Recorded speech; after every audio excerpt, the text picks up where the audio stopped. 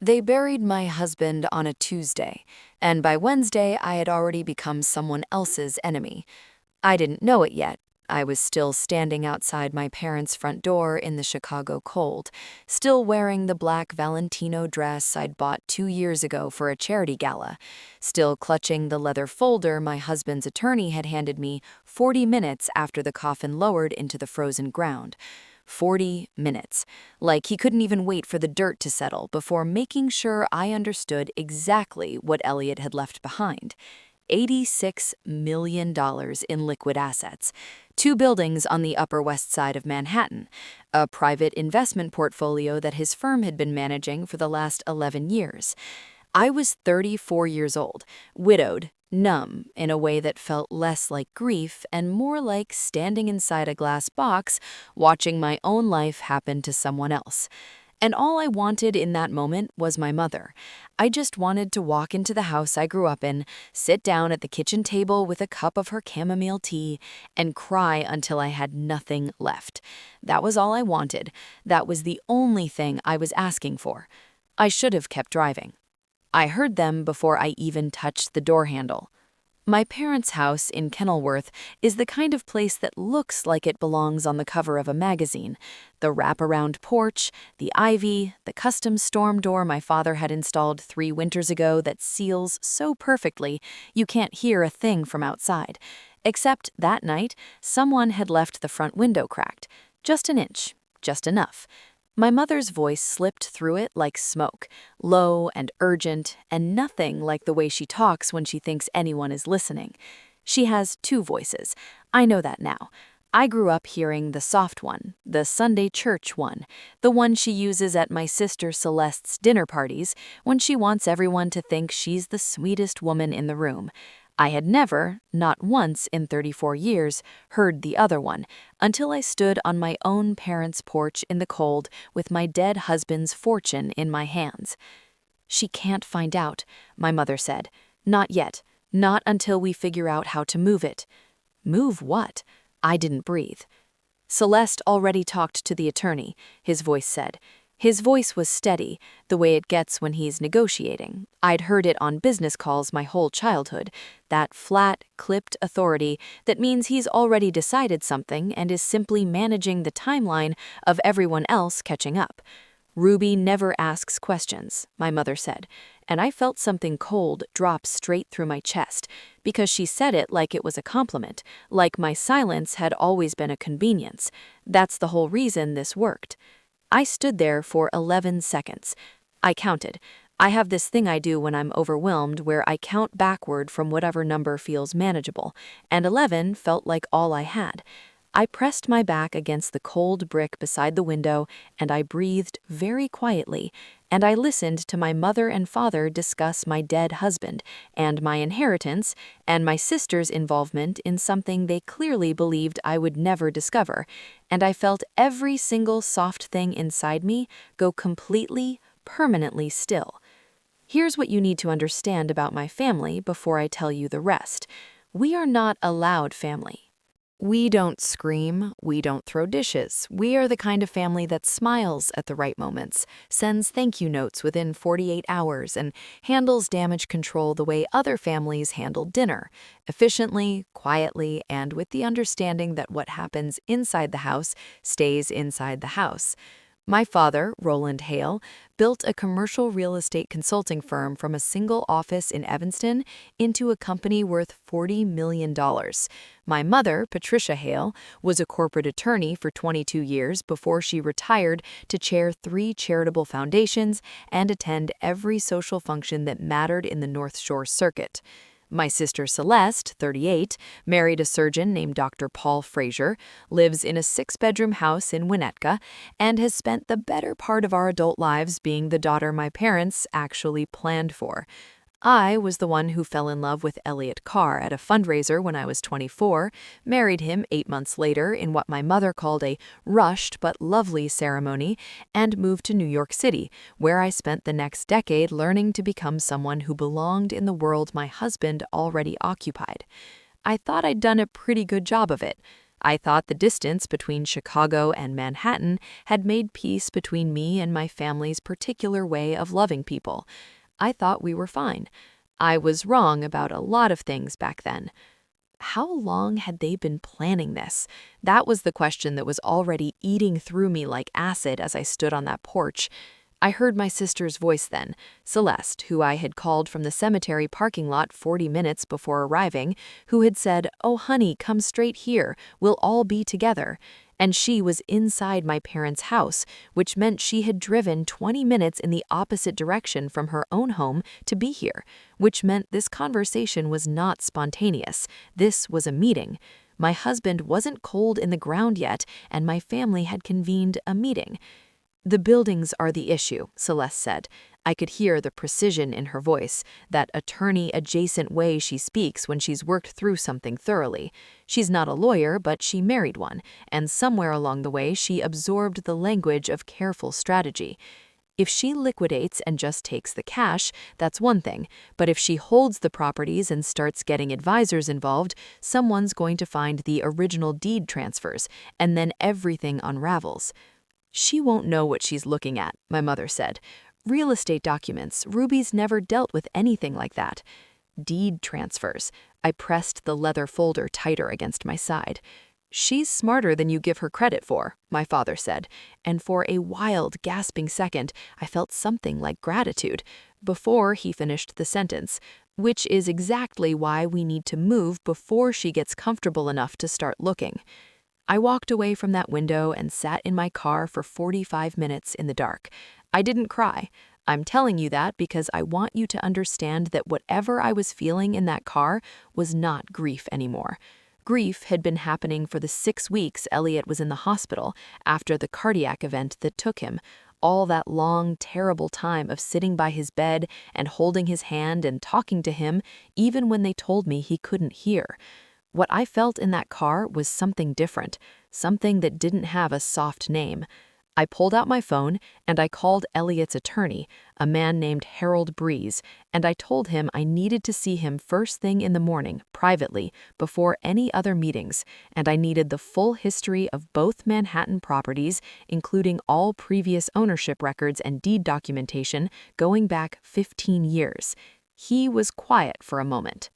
Then he said, "Ruby, I was hoping you'd call," which told me, without him saying another word, that Harold Breeze already knew something I didn't, and he had been waiting for me to be ready to hear it. Why would Elliot's own attorney be waiting? What had Elliot told him to wait for? I went back to the front door. I knocked. I arranged my face into the expression of a grieving woman who had just come from her husband's funeral and needed her family, which was partially true, and I walked into the house that raised me, and I sat at the kitchen table, and I accepted the cup of chamomile tea my mother poured for me, and I watched all three of them, my mother, my father, my sister, perform the version of themselves that they had been performing for me my entire life. Celeste rubbed my back in slow circles. My father talked about Elliot's legacy and how proud he'd been to call him son-in-law. My mother said we didn't need to talk about any of the financial details tonight, that there would be time for all of that later, that right now I just needed to rest and grieve and let my family take care of me. And I nodded. I said yes. I said thank you. I said I was so glad they were all here. I drank the tea. I hugged them all goodnight. I drove back to the hotel downtown where I'd been staying since flying in from New York, and I did not sleep a single minute because I was too busy reading every document in that leather folder 3 times over, highlighting dates, circling names, and writing questions in the margin that I intended to have answered within 72 hours. My husband is dead. My family thinks I'm too soft to fight back. They have never been more wrong about anything in their lives. Let me tell you about Elliot Carr, because you need to know who he actually was before the story that gets told about him at country club lunches becomes the only version that exists. He was not flashy. People who inherit significant money often perform their wealth in obvious ways. The cars, the art, the constant renovation of houses they never fully live in. Elliot wore the same watch for 11 years. He drove a 7-year-old Volvo because he said it had good sightlines, and he didn't see the point in updating what worked. He gave 11% of his net income to a scholarship fund he'd set up quietly for first-generation college students at his alma mater, and he had never once mentioned it publicly. He was private to the point that even I, his wife of 10 years, sometimes felt like I was standing just outside a room he lived in, close enough to see through the window, but never quite invited to open the door all the way. I loved him for it, and I was sometimes lonely because of it. And now that he's gone, I understand it in a way I couldn't while he was alive. Elliot knew something. He had known something for a long time. And the way he constructed his life, the privacy, the careful documentation, the specific choice of Harold Breeze as his attorney, was not the behavior of a man who trusted easily. It was the behavior of a man who was protecting something, or someone. Was he protecting me, or was he protecting a secret that had been living in our marriage for 10 years without my knowledge? Harold Breeze's office is on Michigan Avenue, 41st floor, the kind of office that communicates seriousness without trying to. I was there at 7:45 the next morning, in a cream blazer and dark slacks, and the particular expression I have learned to wear in rooms where people are deciding whether or not to underestimate me. Harold is 63, gray-haired, with the careful energy of a man who has spent decades knowing things he cannot say and has developed a physical stillness around that knowledge. He stood when I came in, he closed the door himself, he did not offer condolences beyond a brief, genuine, "I'm very sorry about Elliot." And then he sat down and looked at me with the directness of someone who has been waiting for this exact conversation. "Before I show you what I need to show you," he said, "I need to ask you something, and I need you to answer honestly. In the last year of his life, did Elliot ever mention your father's company to you, specifically regarding a property in Midtown Manhattan, a building on West 58th Street?" I felt the floor shift slightly under my chair. "No," I said. "He never discussed my father's business with me. Elliot kept things separate." Harold nodded slowly, like I had confirmed something. "He kept things separate," he repeated. "Yes, he was very deliberate about that." He opened the folder on his desk and turned it to face me, and I looked at the document inside, and I understood in one long, sickening moment why my mother had said, "as long as Ruby doesn't start asking questions." The building on West 58th Street, one of the two properties Elliot had left me, had been purchased by Elliot's firm 8 years ago. Clean transaction, fully documented. But 18 months before the purchase, that same property had been owned, briefly, by a shell company incorporated in Delaware with no public-facing officers. The shell company had sold it at a loss of approximately $4 million before Elliot's firm acquired it. Losses on paper, the kind of losses that, if you knew what you were doing, could offset significant taxable gains somewhere else in a portfolio. I'm not a forensic accountant. I didn't understand all of it, but I understood enough because the registered agent for that Delaware shell company, the one human name attached to it anywhere in the public record, was Roland Hale, my father. My father had run a tax shelter through a property my husband later bought, and my husband had known.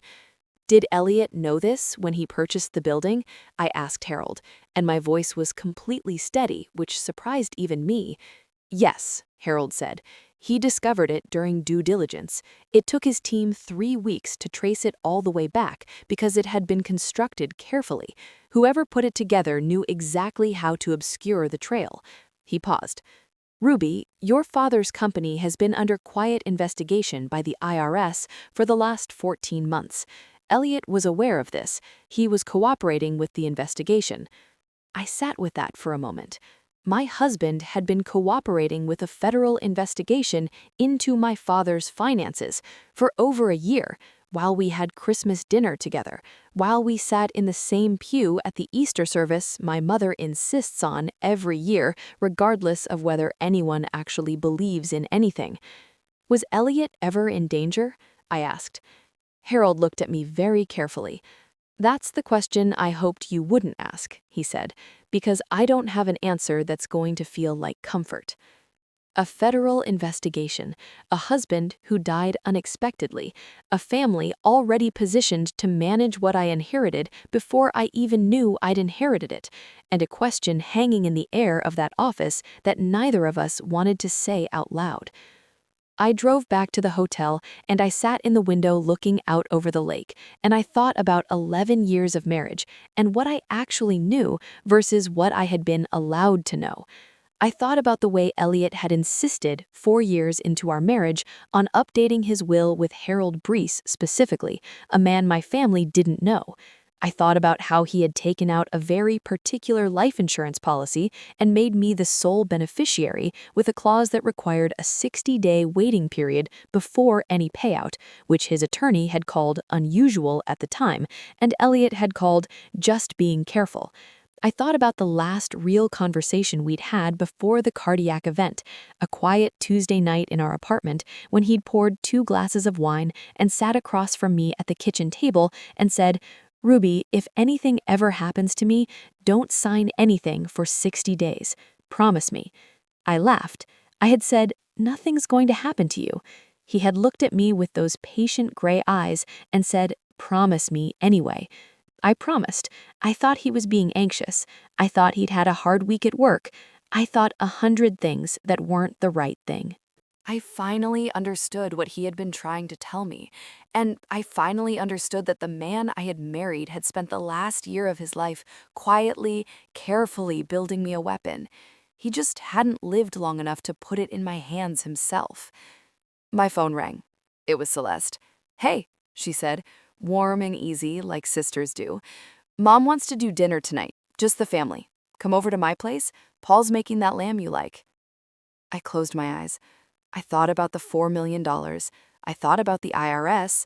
I thought about Harold's face when I asked if Elliot had ever been in danger. "Sure," I said. "That sounds perfect. I'll be there at 7. I hung up. I looked out at the steel blue February lake, and I thought, "Okay, Elliot, I've got it from here." The question isn't whether my family did something unforgivable. The question is whether they thought I'd be standing in my dead husband's shoes, holding the exact documents they needed me to never see, with a federal attorney's phone number already saved in my contacts, and 60 days of patience wrapped around me like a second skin. They thought grief would make me slow. They had no idea it made me precise. There's a specific kind of power that comes from being the person in the room that everyone has already underestimated, and I had been sitting inside that power my entire life without knowing how to use it. That changed at Celeste's dinner table on the coldest Wednesday in February, when my brother-in-law Paul poured a very expensive burgundy, and my mother reached across and squeezed my hand and said, "We're gonna get through this together, sweetheart." And I looked at every face around that table, and I thought, not one of you knows who you're sitting across from tonight. I want to be precise about what I did next, because I need you to understand that what happened over the following 58 days was not impulsive. It was not emotional in the way people mean when they say a woman acted emotionally, meaning carelessly, meaning out of proportion, meaning without forethought. What I did was architectural. I built something, the same way Elliot had quietly built the foundation before I even knew the structure was going up.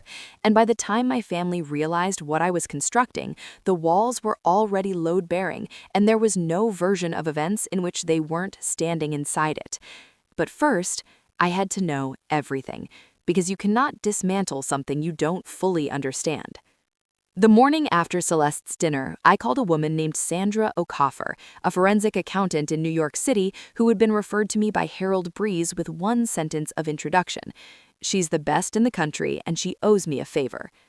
Sandra is 47, whip-smart, and has the kind of energy that makes you feel like everything is going to be handled properly. She flew to Chicago the next day with a team of 2 associates, and I rented a conference room at my hotel, and we spent 14 hours going through every document Harold had given me, plus the additional records my father's own filing history had left in places he probably never expected anyone to look. What Sandra found over the next 3 weeks would take longer to explain than I have, but the simplified version is this. My father's company had been using a rotating series of short-term real estate transactions, purchases and sales through shell entities, always at a loss on paper, to shelter income from the consulting side of his business for approximately 9 years. The $4 million transaction connected to Elliott's Manhattan building was not the first, it was the 7th. The total tax exposure, with penalties and interest, was somewhere in the range of $22 million. Harold had already been in contact with the IRS's lead investigator. Elliott had provided 2 years' worth of documentation before his death. The case was built. It had been waiting for a surviving party willing to cooperate. I was the surviving party. But there was still the thing I hadn't yet confirmed, the thing Harold's face had told me to ask about. I hired a private investigator named Tom Reese, ex-Chicago PD, the kind of quiet professional who doesn't speak in drama, just in facts. I gave him one question: was there anything irregular about the circumstances of my husband's cardiac event? I want to be transparent with you. I was terrified of the answer. Because there is a version of this story where my family is guilty of tax fraud and financial manipulation and greed that metastasized over a decade. And that version is devastating but survivable. And there is another version, the one I couldn't look at directly, the one I circled from a distance for 3 weeks before I let myself face it. Tom Reese came back to me on a Sunday afternoon and sat across from me in the hotel lobby and put a folder on the table and said, "Your husband had a pre-existing arrhythmia that his cardiologist had been monitoring for 2 years. The cardiac event is consistent with his medical history. There is no indication of external cause." I exhaled for what felt like the first time since I'd stood on my parents' porch. "Are you certain?" I asked. "As certain as the medical examiner's full report allows," he said. And then he opened the folder to the second page. "However, there's something else." Of course there was. The something else was Celeste. Specifically, it was Celeste's relationship with a man named Brandon Soto, a real estate attorney based in New York City, which had begun approximately 3 years ago at a conference in Miami and had been ongoing, discreetly, ever since. Brandon Soto was the attorney who had handled the legal paperwork on the Delaware Shell Company. Brandon Soto was the person who had introduced my father's company to the offshore structure in the first place. Brandon Soto had a wife, 2 kids, and a professional reputation that depended entirely on nobody connecting the dots between his client work and his personal life. And Celeste, my perfect, composed, everything-in-order sister Celeste, with her surgeon husband and her Winnetka house and her back-rubbing and her "come straight here, honey," had been his longest-running personal entanglement and, according to the paper trail Tom's team pulled together, his most useful referral source for exactly the kind of clients who needed exactly the kind of discreet structural work that had been hiding my father's money for 9 years. She hadn't just known about the shelter scheme, she had been the one who found them the architect. I sat with that for 2 days. I ordered room service. I watched the lake. I thought about every birthday, every holiday, every phone call where she had been my sister, properly and completely. The whole architecture of our relationship, held up by a shared history that I was now understanding was partly a performance. Not all of it. People are not entirely one thing. But enough of it. Enough to matter. Here is where I made the decision that determined everything else. I could have gone to Celeste directly. I could have called her and said, I know about Brandon Soto and the Shell Company and all of it. I know. I could have blown the entire thing open in one raw, screaming confrontation that would have felt like justice for approximately 48 hours, and then dissolved into lawyers and denials, and a family war that would drag through the courts while my mother spun it for her social circle, and my father hired the best defense attorney in Illinois, and Celeste cried in a way that made everyone who loved her feel protective. I know exactly how that version would have gone. I know my family. I have been studying my family my whole life. That version would have cost me everything Elliot built for me and given my family exactly the chaos they could use as cover. I chose differently. I chose to be organized. I chose to be patient. I chose to be, as my mother had always accidentally complimented me for being, quiet. I called Harold. I told him I was ready to fully cooperate with the IRS investigation and provide Sandra's complete forensic report as supplementary documentation. I told him to proceed. He said, "Are you sure? Once this moves forward, there's no pulling it back." I said, "Harold, my husband spent a year building this case. The least I can do is finish it." He was quiet for a moment. "Elliot would be very proud of you," he said. I didn't answer because I couldn't quite hold that sentence without it breaking something in me, and I needed to stay intact for a while longer. Then I turned to the piece of the plan that was mine alone. My father's company had a board, 6 people, only 2 of whom were family, my father as chairman and a cousin who held a nominal directorship. The other 4 were outside directors, independent, fiduciary responsible, and deeply uninterested in being caught anywhere near a $22 million tax liability. I had Sandra prepare a clean, concise summary of findings.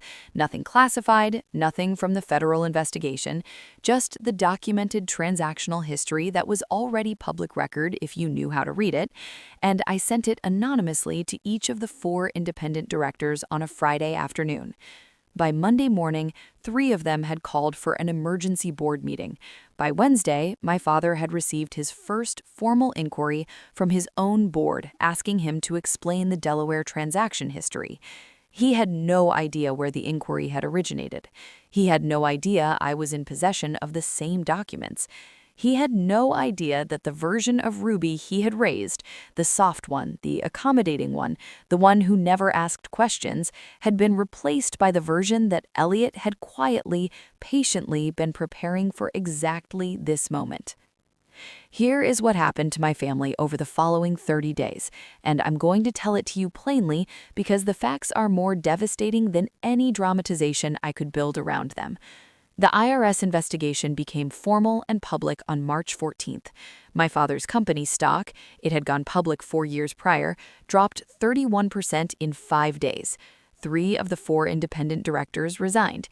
My father retained counsel and began the process of negotiating a settlement that would, according to Herald sources, require liquidating a significant portion of the company's assets to satisfy the federal liability. The company that Roland Hale had built from a single office in Evanston over 40 years would survive, reduced, restructured, and permanently marked. Brandon Soto's professional license was referred for review by the Illinois Bar. Celeste left for what she told Paul was a personal retreat in Arizona and did not come back for 3 weeks. Paul, who turned out to be both a good surgeon and a man with a clear sense of what he did and didn't want to be part of, filed for separation in April. My mother called me 6 times in March. I answered twice, briefly, and said I was still grieving and needed space, which was true, and also a clean, complete sentence that required nothing from me. And then there was the conversation with Celeste. She called me on a Thursday in late March. She knew by then. She wasn't certain exactly what I knew or what I'd done, but she's smart enough to have connected enough of it. Her voice was different on the phone. The warm, managed quality was gone. What was left sounded like someone standing in a very empty room. "Ruby," she said, "can we talk? Really talk?" "Yes," I said. "Say what you need to say." There was a long pause. "I told myself it wasn't going to hurt you," she said. "I told myself you weren't involved with any of it, that Elliot was separate from our family stuff, that nobody was going to get hurt." "Elliot's dead, Celeste," I said, not accusatory, just the fact placed between us like a stone. "I know," she said, her voice cracked. "I know he is, and I need you to know I didn't have anything to do with that. I swear to you." "I know," I said, because Tom Reese had made me certain enough. "Then why?" she said. and I could hear her asking about all of it, the board inquiry, the federal case, the whole structure collapsing. Because he spent the last year of his life doing the right thing, I said, and somebody had to finish it. She was quiet for so long I thought the call had dropped. Then she said, very quietly, "I'm sorry, Ruby.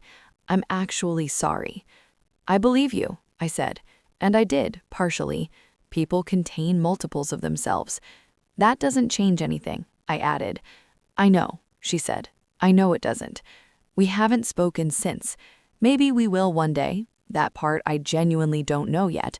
What I do know is everything that came after, and that part feels, for the first time in as long as I can remember, like mine." In April, I flew to New York. I walked into my apartment on the Upper West Side, our apartment, Elliot's and mine, and I opened every curtain and let the spring light come through, and I stood in the middle of the living room and I let myself cry. Actually cry, for the first time since the funeral. A long and thorough grief that was about him and about the 10 years and about all the things I wish I'd known sooner and all the ways I was glad I hadn't known them, because knowing them earlier would have made me afraid in a way that might have made me smaller.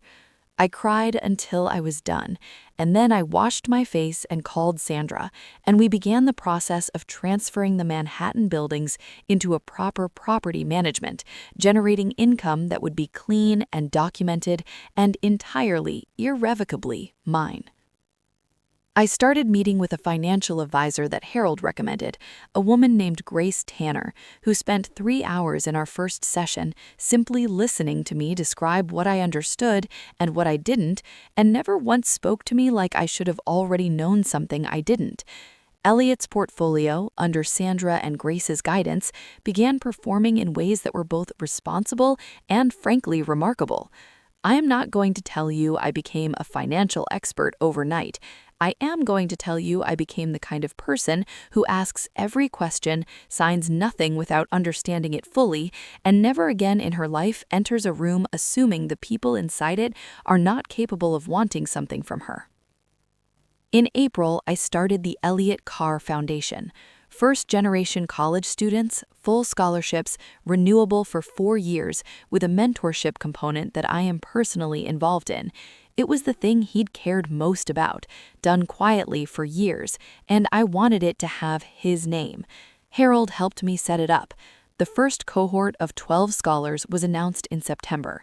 At the press event, I spoke for 6 minutes without notes, and when I was done, a woman from the Chicago Tribune asked me what had motivated me to establish the foundation in the wake of such a significant personal loss.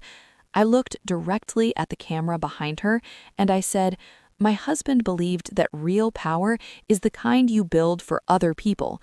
I'm still learning what that means, but I think I'm starting to understand it."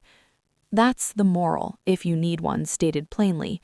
Power that exists only to protect itself eventually devours everything it was supposed to be holding. Power that builds something, that's the kind that survives. My father's settlement with the IRS finalized in November. It cost him $17 million, and the public reputation he had spent 40 years constructing. He has not called me. I don't expect him to. My mother sent a card at Thanksgiving, not an apology, not an explanation, just a card with a fall leaf on the front and "thinking of you" written inside in her careful cursive. I put it on the windowsill above my kitchen sink, and every morning when I wash my coffee cup, I look at it and I think, they never knew me. And then I think, that's the most useful thing that ever happened to me. I am 34 years old. I am a widow. I own 2 buildings on the Upper West Side of Manhattan and a portfolio that is well managed and growing and absolutely, completely mine. I have a foundation with my husband's name on it that will send 48 students to college over the next 4 years. I have a forensic accountant on retainer, an attorney I trust completely, and a financial advisor who calls me by my first name and treats my questions like they matter. I have an apartment full of light. I have, for the first time in my adult life, a clear and unobstructing view of exactly who I am and what I'm capable of. And I am not going to pretend that knowledge came cheaply, or that the price of it wasn't something I would have given everything not to pay. Elliot is gone. That is the wound underneath all of this, and it does not close. I carry it every day, the way you carry something irreplaceable, carefully, with both hands, aware of its weight. But I am still here. I am more here, more fully and deliberately present in my own life than I have ever been. And the people who counted on me to stay soft, to stay quiet, to stay the version of Ruby that was useful to them, they can sit with the consequence of having been so thoroughly, catastrophically wrong about me. They thought grief would make me slow. It made me unstoppable. Don't leave without commenting where you're watching from. I notice every message. I'm thankful you shared this time with me, so please subscribe to stay connected. I'll return with another story shortly. Until then, stay grounded and keep believing.